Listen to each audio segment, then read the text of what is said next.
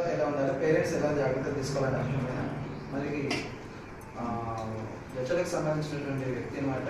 అనేక విద్యా సంస్థలు కొన్ని వందల మంది పదుల సంఖ్యలో స్కూళ్ళు కూడా విజిట్ చేసి అక్కడ ఉన్నటువంటి స్కూళ్ళలోని ఎక్కువ ప్రైవేట్ పాఠశాలలు అదేవిధంగా గవర్నమెంట్ పాఠశాలలో విద్యార్థులకి అది చదువు 10th ఎందుకు చదువు ఎందుకు ముఖ్యము, 10th ఎంతో ముఖ్యమైనది, 10th తర్వాత ఎలాంటి అవకాశాలు ఉంటాయి, చదివేది మన బాధ్యత ఏంటనే అంశాలను వివరించడానికి మరి సోషల్ రెస్పాన్సిబిలిటీ అసోసియేషన్ రిక్వెస్ట్ మేరకు వారు చర్చల నుంచి రావడం జరిగింది. వారి పేరు రామకృష్ణ గారు. అనేక విద్యా సంస్థల్లో కూడా మరి విద్యార్థులను మంచిగా మోటివేట్ చేశారు వారు. సో ఈ సందర్భంగా వారి క్లాస్ దాదాపు 60,000 పైన ఉంటుంది. వీరందరూ ఓపికతో చాలా మంచి మంచి విషయాలు కూడా చెప్తారు పిల్లలకి. పిల్లలకి అవసరమైతే పెన్ నోట్స్ తీసుకున్నట్టు మీరు రాసుకోవచ్చు ముఖ్యమైన అంశాలని. Ramakrishna sir please welcome.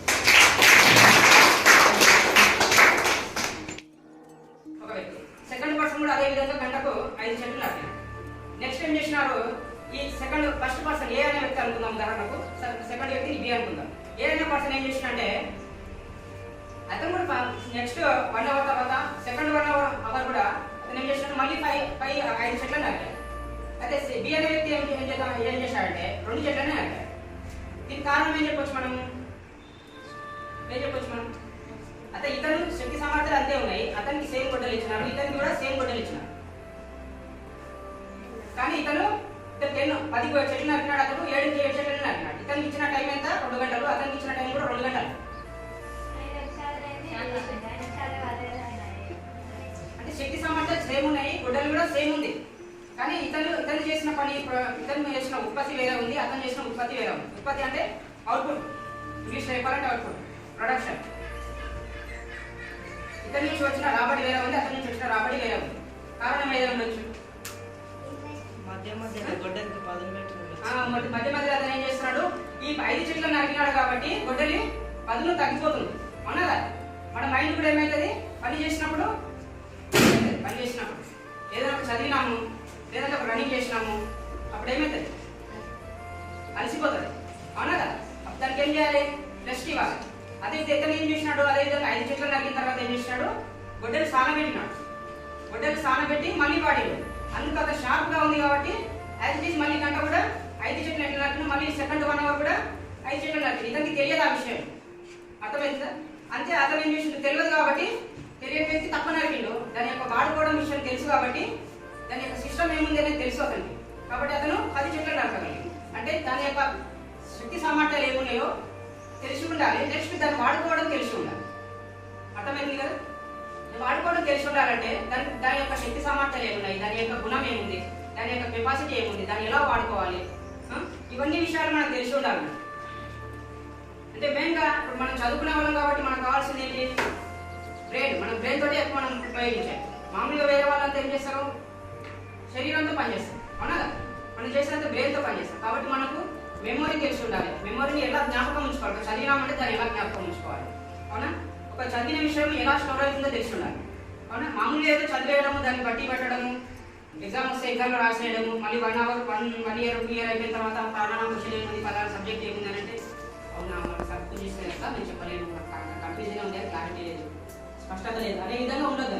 అంటే అప్పుడు మనం దానికి సంబంధించిన కరెక్ట్ టెక్నిక్ వాడినట్లయితే మనకు అత్యంత సునాయాసంగా దాని సమాచారాన్ని మనం జ్ఞాపకం పెట్టుకోగలుగుతాము. మళ్ళీ ఎప్పుడైనా జీవితంలో అవసరమైతే కూడా దాన్ని తిరిగి వినియోగించుకోగలుగుతాం. అంటే దానికి సంబంధించిన సమాచారము, జ్ఞాపకం పెట్టుకునే దానికి సంబంధించిన సమాచారం కంప్లీట్గా తెలిసి ఉండాలి. అర్థమవుతుందా? అంటే మనం మెదడు ఏ విధంగా పనిచేసి తెలిసి ఉండాలి. ఇంతకుముందు మనం చెట్లు నరికే వ్యక్తి గురించి చెప్పుకున్నాం కదా, ఆ విధంగానే మనము మెదడును వాడుకోవడం తెలిసి ఉండడం వల్ల మనము కరెక్ట్ అయిన అవుట్పుట్ తీసుకోవాలి. అదేవిధంగా నేను 3 విషయాలు చెప్పాను ఇంతకుముందు. ఒకటి, మీరు ప్రతిరోజు చేయాల్సిన పని మీ తల్లిదండ్రులతో మాట్లాడాలి. ఒకటి చెప్పాను, ఇంతకుముందు చెప్పాను, ప్రతిసారి అదే మీరు మీ తల్లిదండ్రులతో మాట్లాడాలి. సెకండ్ ఏం చెప్పాను, ఏదో ఒకటి చదవాలి. ఇష్టం మీరు తెలుగు చదువుతారా, ఇంగ్లీష్ చదువుతారా, మ్యాథ్స్ చదువుతారా, పేపర్ చదువుతారా, చదువు అనేది డైలీ చదువుతుంటే మనకు వస్తుంది. లేకపోతే ఇరవై చెప్పింది ఒక వారంలో చదవాలని కొంచెం మర్చిపోతుంది. కాబట్టి డైలీ ఏదో ఒకటి చదివేది ఇప్పటి స్టార్ట్ చేసుకుంది. దానికి నెక్స్ట్ ఏం చెప్పాను, ఇంకా ఫోన్ అనేది ఇప్పుడున్న టెక్నాలజీ పరంగా యూజ్ చేసుకోవాలి. దాన్ని మనకు తగ్గట్టు యూజ్ చేసుకోవాలి. ఫోన్ అనేది మనం దానికి అది కావాలి, చూడాలి, కానీ ఎప్పుడు చూడాలి అప్పుడే చూడాలి. చదువు అనేది చాలా ఇంపార్టెంట్ కాబట్టి ఖచ్చితంగా అందరూ ఈసారి 10/10 తెచ్చుకోవాలి. ఎందుకంటే ఇంకోటి 100% అనేది మన గంగారం గ్రామంలో చూడాలి. చాలా రోజులైంది చూడాలి. అది మా స్వార్థం అనుకోండి, ఏమని అనుకోండి. ఎందుకంటే మన ఊరికి కొన్ని మండలానికి వెళ్తే మన ఊరు అంటాం, అదే మండలం నుండి జిల్లాకి వెళ్తే మన మండలం అంటాం. ఇప్పుడు మనం ఏమనుకుంటున్నాం, ఫస్ట్ మన ఊరు అనుకుంటున్నాం. మన ఊళ్ళో 10/10 రావాలి, ప్లస్ ఇంకొకటి 100% ఉండాలి, అందరూ పాస్ అవ్వాలి అనే ఉద్దేశంతో మేము ఈసారి ఇది ఒకటే ప్రోగ్రాం కాదు, ఇంకా చాలా ప్రోగ్రామ్స్ చేస్తాము. మీరు చదువుకోవడానికి సంబంధించిన ఏ విషయమైనా సరే ఖచ్చితంగా మా దృష్టికి వస్తే ఖచ్చితంగా దాన్ని ఎంతవరకైనా తీసుకుపోతాము, దాన్ని సక్సెస్ చేయటం. మాకు కావాల్సిన ఏంటంటే మీరు చదవాలి. మీ చదవనిది మేము ఎన్ని చేసినా కూడా వేస్ట్, మీ తల్లిదండ్రులు కూడా అది చేసినట్టు. కాబట్టి ఖచ్చితంగా మీరు చదవాలి, మేము ఇలాంటి ప్రోగ్రామ్స్ చేయాలి. ఈ అవకాశం ఇచ్చిన ఈసారి టీంకు అదేవిధంగా స్పెషల్గా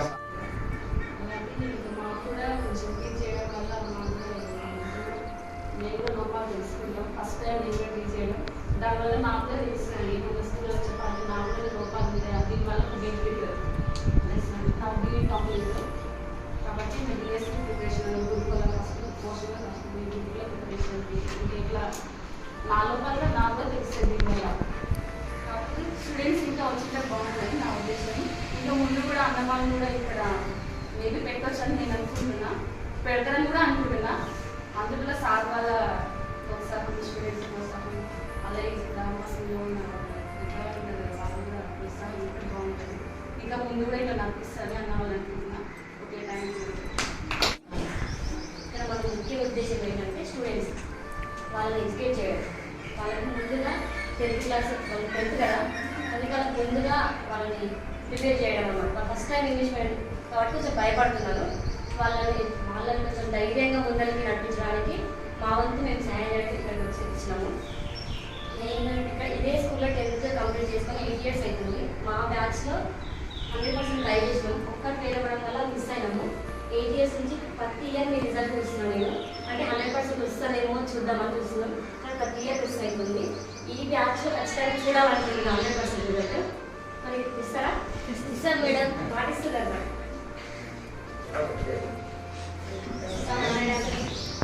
ఇప్పుడు ప్రైవేట్ స్కూల్లో ఏంటంటే వాళ్ళు ఎక్స్పీరియన్స్ నేను చదవాలంటారు అక్కడ.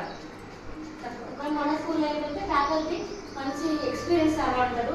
వాళ్ళ దగ్గర ఉన్న టాలెంట్ మీరు ఏం చేయాలి, యూజ్ చేసుకోవాలి. దాన్ని ఎంతవరకు యూజ్ చేసుకోగలరో అంతవరకు యూజ్ చేసుకోవాలి. దాన్ని బయటకు వెళ్తే మాకు అంత టాలెంట్ అంత నాలెడ్జ్ దొరుకుతుంది మీకు బయట. ప్రైవేట్ స్కూల్ వాళ్ళు అడగండి, ఇంత ఎక్స్పీరియన్స్ చదవాలి ఉండదు బయట. నేను ఇప్పుడు ఎంఎస్సీ కంప్లీట్ చేసిన మొత్తం నాకు గవర్నమెంట్, ఎక్కడ ప్రైవేట్ స్కూల్లో ప్రైవేట్ కాలేజ్ చదవలేదు, మొత్తం గవర్నమెంట్. గవర్నమెంట్ స్కూల్లో ఉన్న టాలెంట్ నాకు ఎక్కడ దొరకదు, అంత నాలెడ్జ్ ఎక్కడ దొరకదు. మీరు ఎంతవరకు యూజ్ చేసుకోవాలో అంతవరకు యూజ్ చేసుకోండి.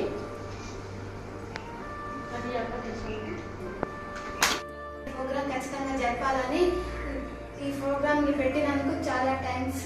మరియు మేడం వాళ్ళకి గ్రూప్ ఎగ్జామ్స్ ఉన్నా కూడా మా కోసం పిల్లలకు చెప్పాలన్న ఆతృతతో మా కోసం ఇక్కడికి వచ్చి చెప్పినందుకు చాలా చాలా థ్యాంక్స్ మేడం. సార్ మీకు కూడా చాలా థ్యాంక్స్. మరియు అందరూ చాలా బాగా చెప్పారు, అర్థం కాకపోతే మళ్ళీ చెప్పారు. నిజంగానే మాకు ఇలా చెప్పడం చాలా అదృష్టం అని నేను భావిస్తున్నాను. ఇక్కడ చెప్పిన విషయాలు మాకు మళ్ళీ క్లాస్ రూమ్లో కూడా చెప్పడం జరుగుతాయి. కానీ ఇక్కడ మెయిన్ పాయింట్ ఏంటంటే ఇక్కడ చెప్పి మళ్ళీ అక్కడ చెప్తే అది మైండ్లో ఫిక్స్ అయిపోతుంది. అది 2 సార్లు ఒక విషయాన్ని ఒక్కసారి ఎక్స్ప్లెయిన్ చేస్తే అర్థమవుతుంది. కానీ అదే విషయాన్ని 2 సార్లు ఎక్స్ప్లెయిన్ చేస్తే అది ఇంకా మైండ్లో సెట్ అవుతుంది. దీనివల్ల మాకు చాలా లాభాలు ఉన్నాయి.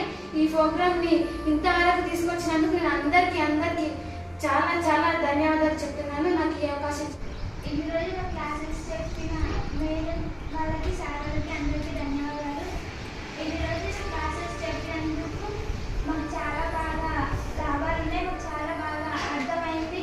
ఇంకా ఇక్కడ చెప్పడం, ఇంకా క్లాస్ రూమ్లో చెప్పడం వల్ల చాలా బాగా గుర్తుంటుంది. ఇంతకు వచ్చిన